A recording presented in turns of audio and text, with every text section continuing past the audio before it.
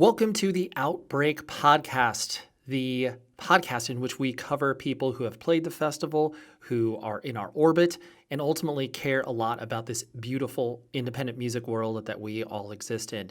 And if you are not familiar with the Outbreak Festival, get familiar because it's an incredible fest that takes place in the United Kingdom, in Manchester, and it's incredible.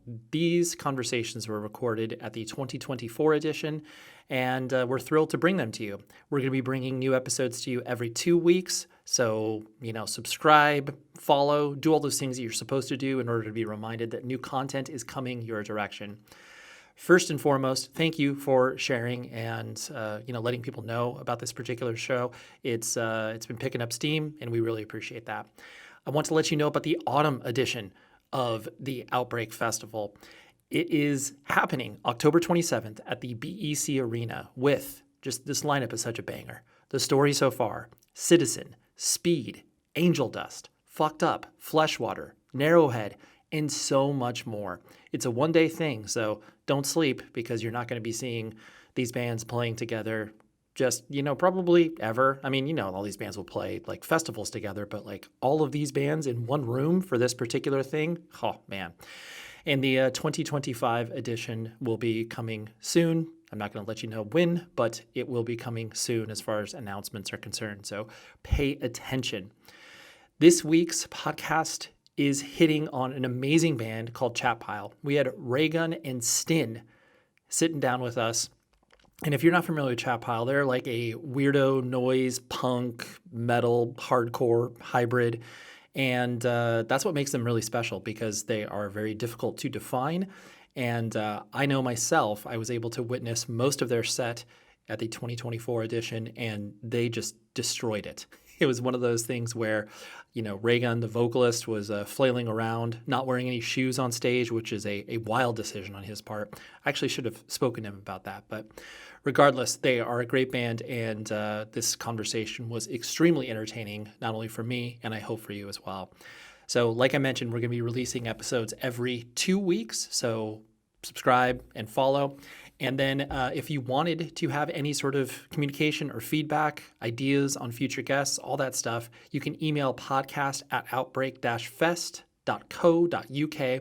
And also a huge shout out to our presenting sponsor for the entire series. It is Squarespace. So if you are looking to launch a website or a portfolio for yourself or anything, please use the promo code OUTBREAK for 10% off your first website or domain. We are eternally grateful for them.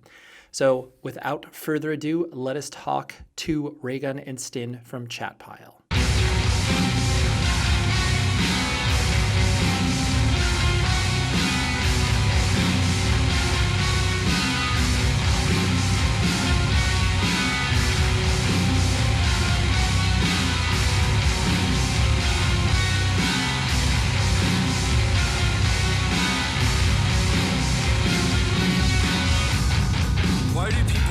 Outside in the brutal heat or when it's below freezing. There are people that are made to live outside. Why? My name is Stin. I play bass in Chat Pile. My name is Raygun Bush, and I sing in Chat Pile. Nailed it. It's like you guys are professionals. You know exactly what you're doing. We've done it a few times. So for one, I love your band. For two, you're an absolutely insane band. Like in regards to there's nothing conventional about you guys, the way you sound, where you're from. And the fact that you could probably be doing things that you never thought the band would ever be able to do, like literally being here in the United Kingdom, playing like an aggressive music / hardcore festival. Is it one of those things where because you guys are always kind of, whatever, outside looking in, but I mean that in a good way? Is it funny for you to be like, all right, yeah, we're playing this hardcore show. Yeah, we're playing this metal show. We always feel relatively out of place, so we're in place everywhere. Is that accurate, or is that just me liking your band too much? I think that's accurate. I mean, it's not super dramatic, I would say, but we're kind of used, just even in our sort of super DIY, youth or whatever, used to not really fitting in any particular scene, I would say. So on a bigger scale, when we end up at places like this, I think the attitude is a little more wow, I can't believe people want us here, not so much that we don't belong, but just like, wow, can you believe that someone invited us to this like hardcore festival when we're not really a hardcore? Yeah. Right. Like, did this actually come into an email, or like was this meant to be sent to another band? Yeah, exactly. Did they think that we're the chat? So they're not. I mean, but still, yeah, right, close enough. yeah, I see. And like the crowd interaction, like in regards to obviously hardcore punk, typically sing-alongs and stuff like that.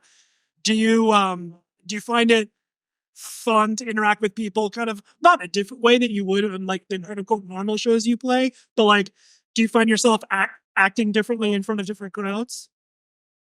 It's a little less personal, these kinds of things, maybe, but the show's the same. Yeah. I mean, yeah.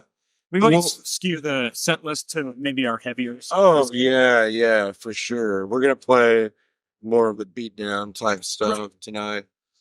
But yeah, I don't feel out of place here. I don't know. Our genre distinctions, that's for young people, in my opinion, you know? And even just walking down the hallway and stuff, it's like we're running into like bands that we're like friends with and stuff, you know? So like we don't really feel too. Back when you used to all music was alternative, you know? Like you could feel a lot of different things. Right. But it was all kind of like on the same radio station. Right. That's kind of where my mind is still always. That's kind of how I always see it too. It's like, and maybe not everyone feels the same way. Well, actually, I know they know because we hear about it and stuff. But I just kind of feel like, you know, we are doing things like you said that are like kind of alternative to whatever mainstream culture might be. Like we're making weird art, and it fits in with a lot of other people who are making weird art as well. Yeah. No, and it's true. It's like you can paint. I mean, most people paint with such a broad brush now, where it's like, yes, I like, using festival examples of like, I like Action Bronson and I like Chat Pile because I randomly heard a song from Action Bronson or I randomly heard a song from Chat Pile. But it's like, it all operates under the umbrella of like, if you are coming at it from like a DIY, even though you may be in a different level now, if you're coming at it with that same, like, I don't care for who I play in front of, as long as like, we're driving to the section and maybe 10 people will show. Yeah. That's okay. We'll still do it. Yeah. I mean, to me, it's like, I think what's cool about our band is that we seem to like magically appeal to like a wider swath of fans. Like I've never been the type of person in my entire life to be like, I only listen to black metal or I only listen to punk or whatever. It's like everything has value to me. I find like different subcultures and different genres to be interesting, like from like a sort of like sociological perspective. But as a like fan, it seems incredibly weird to me to like box yourself into one area, because it's like there's something to be enjoyed across the wide swath of Yeah. Yeah, music in general is good, I think. Well, you can classify it as like, this is good music or bad music. Yeah. For my own personal taste, this is where it falls. Like, it doesn't have to be. Well, and even these days, I'm a little less hardline about that because as I'm getting older, it's like, well, I may not like this music, but it speaks to other people in some way. I mean, there's maybe a handful of things that I feel like are objectively bad. But again, it's like, who am I to say? Maybe it just wasn't made for me. So why, maybe it's not my person necessarily. Right. Yeah, you're like, I'm not a 17-year-old girl, so this music is not made for me. Yeah. Or I'm not a 57-year-old man, so this music is not. Well, yeah, totally. And then again, it's like I could still even enjoy that stuff from like a sociological, anthropological standpoint. Like, so in my house, we discovered recently that our TV has like these built-in music video stations, and I love watching them because it forces you to like sit and watch music. Or be aware of music that you could like never normally seek out on your own. And, like I'll sit and watch the K-pop station or like the modern country or whatever. And it may not be for me necessarily, but I can find the interest or the value in that. It just exists anyway. Right. And you could sort of take it for, its value. Right. Yeah. I'm giving you guys an open floor to where it's like, I mean, this is your first time in the UK, right? Second.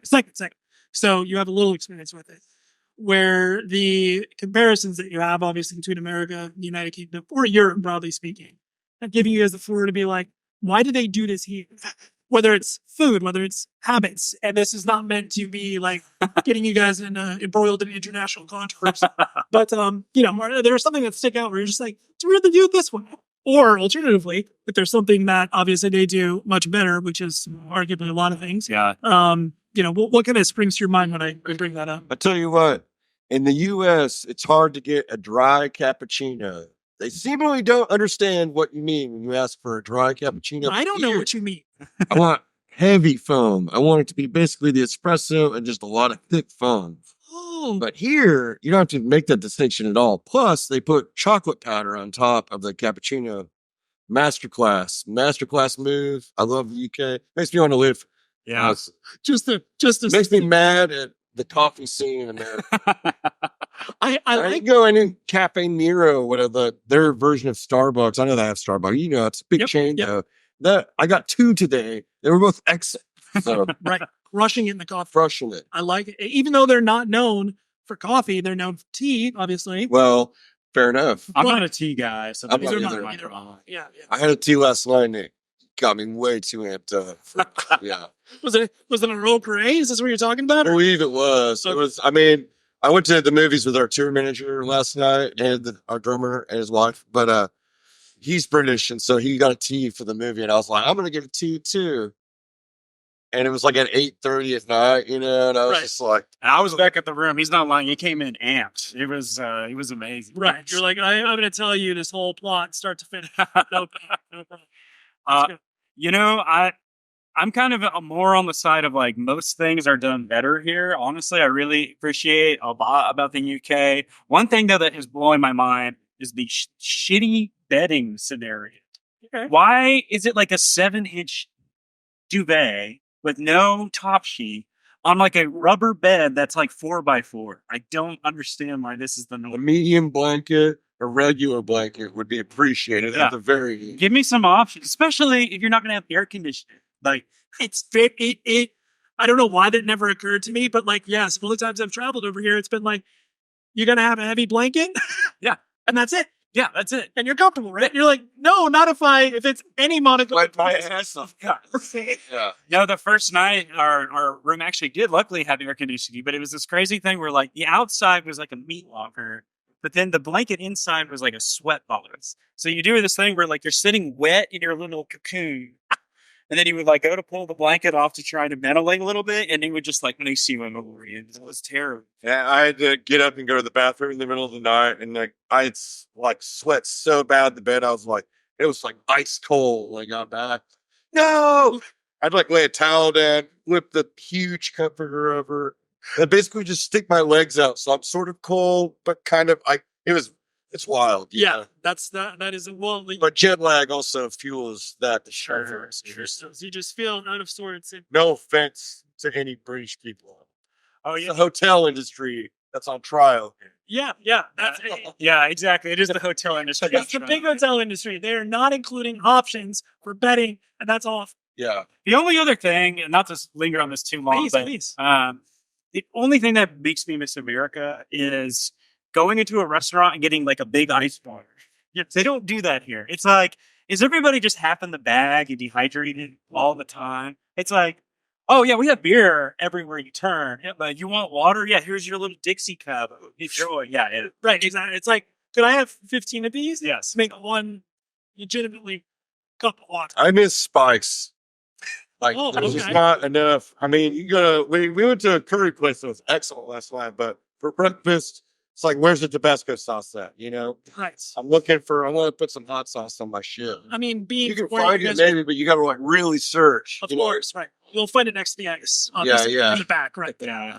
This podcast is brought to you by Squarespace, our presenting sponsor for this year. And we love them so much because for a multitude of reasons. For one, if you are in a band or in some creative pursuit, Squarespace is the place where you need to pick up your website or domain. And this whole podcast is brought to you by Squarespace, which is incredible. So first and foremost, you need to go to squarespace.com/outbreak, and that will give you 10% off your first purchase of a website or domain. And they just make it so easy for you to launch your thing, whether it's running a business, whether it's showcasing your tour dates, whether it's opening up a whole online store for your thing. All of this is made very easy because you don't need to know any code. There's a lot of, clicking and dragging and using different templates that they have, they make it frankly idiot proof. And this is coming from a person like myself who has no talent whatsoever in regards to all of the, coding and all that sort of stuff. Like, you don't need to know any of that.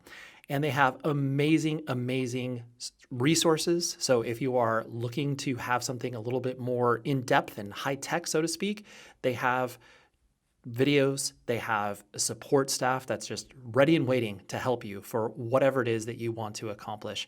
And they also scale it down to mobile as well, because that's a really important thing. Obviously most people don't even visit websites on a computer anymore. So Squarespace is an amazing place for you to start your thing, whatever that thing may be. So go to squarespace.com/outbreak. And like I said, you get 10% off of your first website or domain. And we love Squarespace, and you will too. So thank you very much, Squarespace, and get started with your thing. This is a question I'm sure I'm going to get an interesting response on, but I think it shows who you guys are as people. So if I were to wake up tomorrow and give you guys infinite money to open up a resource, whatever that may mean, whether it's a product, service, whatever it is, what is it that you would focus on, do, sell? What would you say? It'd be a boutique Blu-ray store. Okay. I already dream about this. I would love sell this. 4K, Blu-ray, etc. From all the cool labels that exist right now. That's what I would do in Oklahoma City. Right. We have a cool store called Vintage Stock, but I want to consolidate. I wish it was consolidated into one cool store, like Vintage Center has the archive, and Aurora and whatever Fitchport, I think. Yeah. And we went to where was that really good Blu-ray store? DVD Orbit in Asheville. Yeah. I would love to. I'd just open a store like that. That's what I would do. I love it. Would you have a screening room? Hell yeah. Let's go. I'm just pumping you with ideas. Okay, good. So, Yeah, I think a record store. I know that's like the most obvious answer, but it really is what I do. But the older I get, the more I think like a vintage clothing store would be extremely fun. So maybe like some type of combination of that. And then hey, if there's like good coffee there too, like it'd be a good compliment. I mean, anytime you're having a cafe and a relaxed shopping experience, if you are old records or old clothing, it's like, man, that's like a lethal combo. Yeah. I could spend hours. Yeah. Yeah. I mean, honestly, I'll just expand my dream. It's the same, we'll just combine. Same store plus records Adjoining and doors. books too. Books. Okay, yeah. I mean, why not? I mean, Yeah. I'm literally giving you infinite money. So we can, I always reference when you first watch the original Teenage Mutant Ninja Turtles film, Shredder's Hangout, where you're like, wait, they have pizza all day. They got video games here, all for kids that are just running wild skateboards. I'm like, can I live there? Even though it's meant to be bad. You may be shocked to know how often Shredder's Hangout gets brought up in our band. I'm not, because I know you guys film it. It really does. Constant. Yeah, dude. I think about Shredder's Hangout all the time. Yeah. That's like when I was a kid, I was like, damn, I would totally hang out. I would love to. No, I have a great story. Well, maybe great to me. I remember spending the night at a friend's house when I was like really little kid, and we were watching the Ninja Turtles movies, and they're showing the scene where the kids are hanging out in the hangout. And I remember being like, wow, I want to go there. That is so cool. And then the dad being like, what's cool about it? Crime? Smoking cigarettes? It got onto me. And you're like, yeah, all that's cool. Yeah, all that shit. Yeah, they're smoking cigarettes. I was like, no, they have like a half pipe, like a, arcade machine. Right. Unsupervised. And occasionally you get yelled at, and that kind of sucks, and you might get punched. Sure. But everything else is great. Honestly, all I wanted to be was a ninja when I was a kid. Yeah. So it's like, Yeah, you have the added bonus of being a professional ninja. yeah, it's like I'm a foot soldier, I'm like a badass ninja, and I hang out in this weird boy zone. Yeah. I don't know. Just I don't know. I mean, It's so great. he had a brilliant recruitment plan. Oh, yeah. If they did that anywhere else, it would be like, oh, this is great. Yeah. You could, Yeah. you want to be a cop? Can they have this? People would be like, yeah, absolutely. The reality is, instead of Shredder, it's a guy preaching about Christ and stuff. It's called youth group. Yeah. That is the reality of what those places do exist. But That yeah. is absolutely the Yeah. It's a testament to the storytelling of the Ninja Turtles movie, though, that they actually build in a reason why all these youths would be involved in this ninja gang, you know? So, Exactly. Yes. Well, I'm really glad I hit on the nerve. yeah, you That's really good. did. That's good. That's good. Um, Shredders. the fact that you guys are now as a band at this spot where it's like you can obviously think about the band farther than just like, oh yeah, we'll put on our next record, maybe some people will care about it. It's like there's more attention, which obviously brings those business decisions. Is it like what you guys are going to do? How are you handling that as things are transpiring, where it's basically just like, all right, we could do these things, this may make us feel uncomfortable, but like maybe that's a good thing, maybe that's a bad thing. How are you sorting through it?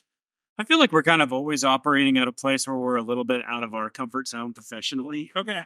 Because, we never, ever in a million years thought we'd be in this position. So we're making a lot of decisions kind of as they come. Most of us basically quit our day jobs to try to do this full time because we realized what a rarity that something like this could happen. So it seems like a slap in the face of the universe of trying to just see what right, but full time.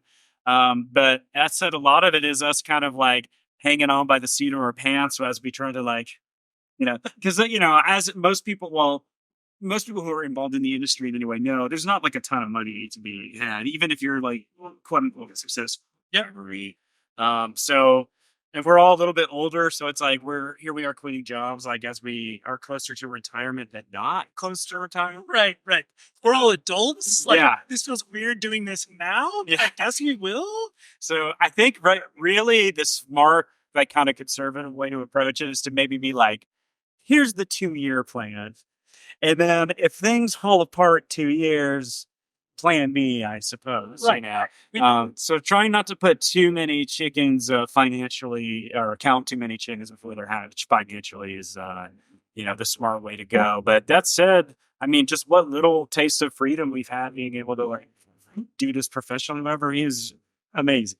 Yeah. Yeah, I feel extremely blessed. Yeah, for sure. super lucky. No, it's incredible. I mean, watching you as I have, and I know many other people have, like from the sidelines, watching it where it's just like, here's this thing, was it meant to be this thing? Now it's a thing. Yeah. And then you guys having to wrestle with it being a thing, but still being able to exist in a level of comfort where you're like, yes, we're still going to be us. Yeah. And we're not making these decisions because like, oh yeah, we got to lean towards this direction. It's like, no, we'll put out a soundtrack. Yeah, of course. Yeah. Here's another record, guys. Yeah.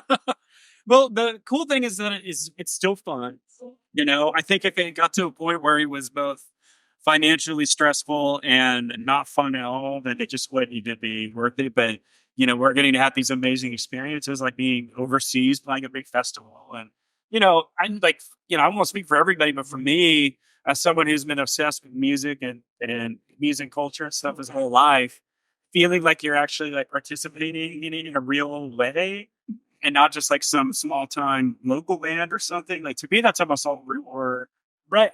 Or like if I see some kid start a band and it's because they heard us or whatever. I mean, truly things I never thought would happen.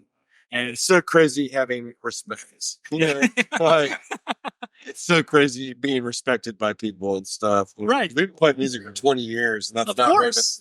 Right. So. And on that topic too, the idea of, side hustles, jobs, whatever, all the things that you guys have been doing for years up to this point, being able to do music, bands, and what have you. What's been your favorite, side gig, job, whatever the case may be, that is enabled you to do all of the things obviously you're enjoying now, but like all the bands that you were doing previously? For me, see, I haven't really had any. I just always worked like a 9-to-5 type office situation, and it's been hell on earth. I don't like it. Yeah. Okay. It's like I'm not a live to work person. Like maybe I am for this band, because Right. I do all the management and that kind of stuff too. Yeah. But as far as like paying my bills and stuff, the last thing I would rather maybe just die than have to go back to an office and get it. Sure. I will just go ahead and wrap it up. Not going to go into an office. Yeah. Yeah. But that's what I basically did for like the last 20 odd years. Right. So trying to be in advances. Were they just like, what is this weird stuff you're doing? Yeah. It's your classic, like, you're the rock guy. oh yes type thing, and then they want to know everything about like what you do. And you're like, well, we're like heavy. Do you know who Metallica is? You have to really drop and like Love it. yeah. And especially in Oklahoma, Yeah. where that's a very like conservative button down kind of place. They just really don't have much of a concept of like the bullying they're involved in. Of course. Yeah, you could have literally made up any band name. Like you'd have been like, if you're an Hatebreed, that's the band I played. Yeah. They'd be like, And they wouldn't "Oh." know. Yeah. Yeah, totally be like, dude, you got a lot of plays on MySpace. Well, that's the thing that surprises me is as much as they feign curiosity about what you do, they don't bother to like look you up. They think you're odd. It ends with a question. There, it's like, oh, that's fine. Yeah. I'm not going to look that up. Oh, by the way, you're fired. That's beautiful. What about you? I mean, I just worked a crazy collection of soul-sucking service and blue-collar jobs until now. Right. At the end of my professional career before this, Yeah. I guess my favorite job was I was the assistant manager and then programmer of this independent movie theater in Oklahoma City. Okay. That was Yeah. a lot of fun. Rodeo Cinema, shout out. And I also worked at this pizza place. Yeah. And I don't know why, but I really liked that job, just sitting at the counter selling pizza to people. Dude. It was really chill. I could walk from my house, which is rare Right. in Oklahoma City. And I did like that job too. Yeah. But this job is the best job. Yeah. Yeah. To be clear. Yeah. Without question. It has its own unique set of challenges, but I will take them over any Right. other job I've ever. Yeah. You're not getting, insurance, PTO, Yes. sick time, but you are getting the fact that it's like, oh, once we have toured for this long period of time, I can obviously sit at home, be able to recuperate. Oh, there's so much time. Crazy amounts of time. Right. I mean, yeah. For you. Well, but you're not working in the fucking buying zone. No, but I am working all the time. Right. Yeah. There is a balance, like especially when it's you are taking a lot of it on yourself and being like, oh, now this is what like a quote full-time beta has to do. It's like there are just certain things where you just don't consider until. But I mean, is this work? Yeah. I guess it is. It but is, it doesn't feel like No, work to and me. yes. Yes. I mean, I've done some work. I Yeah, fucking work. Yeah, no, trust me. So Yeah. I will take what I have to do, like I just said, Yes. any time over what. Absolutely. Yeah. It is even a trade-off. It is a plus up, as they say in the base. It's like I mean, some people might disagree, but I feel like for once in my life, I'm not actively making the world a worse place. Yeah. right. I'm not actively putting negative energy out Yeah. because I don't want to be surrounded by you people doing this stupid job. Yeah. I'm contributing to capitalism in a different way. Absolutely. DIY capitalism. Yeah, that's right. You're going to buy a record, you buy a shirt. Yeah. Or basically, you're in the con business. Yes, yeah. Shucks, I get that. That's what you're doing. Well, I genuinely appreciate you guys speaking out with me. Thank you very much for doing this. Yeah, thank you. We'll do your Blue Story. yeah, it's good seeing you again. Likewise. Talk to you. Yeah, exactly.